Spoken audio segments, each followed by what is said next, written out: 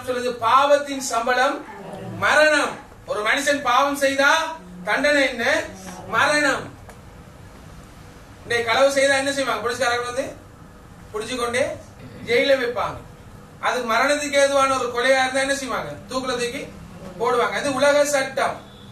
கர்த்தருடைய வார்த்தையின்படி சொல்லுகிறது, ஒரு மனுஷன் பாவம் செய்வானா இருந்தால் அவனுக்கு கிடைக்கிற சம்பளம் என்ன? மரணம். இன்னைக்கு தோமஸ் பிரதர் வேன் ஓடுவார் இல்ல, ஒரு நாள் ஓடுனா எவ்வளவு பிரதர்? 1000 லாங் டிஸ்டன்ஸ் 1500 இல்லாட்டி 1500. ஏன்?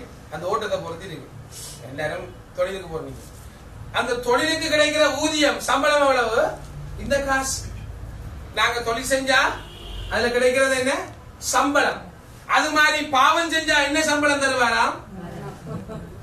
என்ன சம்பளம் தருவாராம்? மரணத்தை பாசல் எடுத்துட்டு கொண்டு போறாங்க.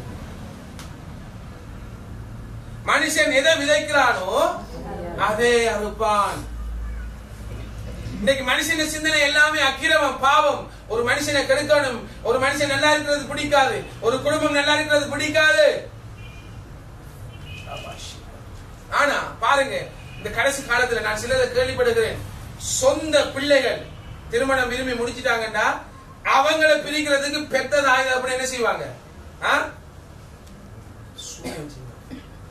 இளநீல என்ன செய்வாங்க? சனிய போட்டு. நான் நிறைய பேருக்கு ஜெபம் பண்ணிருக்கேன். அப்படியே பெத்த தாய் தகப்பனே தன் பிள்ளையோட குடும்பம் சரியா நல்லா இருக்கக்கூடாதுன்னு என்ன செய்யுது? அநியாயம் செய்து, கடவுட்ட கேட்டா செய்யுது, சாத்தான கொண்டு கிரியை செய்யுது. அந்த பிள்ளை நல்லா இருக்க கூடாது. ஏன்? பிரிச்சிடணும். எங்களோட விருப்பத்துக்கு மாறா செஞ்சுட்டாங்க. சி, நல்லா இருக்க கூடாது. அப்ப எங்க போயிட்டு பெத்த பாசம்? எங்க போயிட்டு? அக்கிரமமா போனது. அக்கிரமம். இப்படியான அக்கிரமங்கள் கூடி கூடி கூடி கூடி கடவுளுடைய சமூகத்துக்கு என்ன செஞ்சிட்டான்? பாவம் அக்கிரமம் எட்டிட்டு. எட்டினோடனே என்ன செய்ய போறார் கடவுள்? அந்த இடத்தை வாசிங்கோ.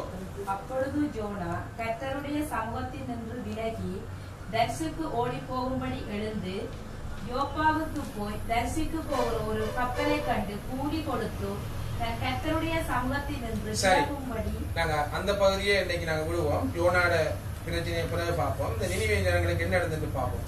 3ஆம் அதிகாரம் 1ஆம் வசனத்திலிருந்து வாசி.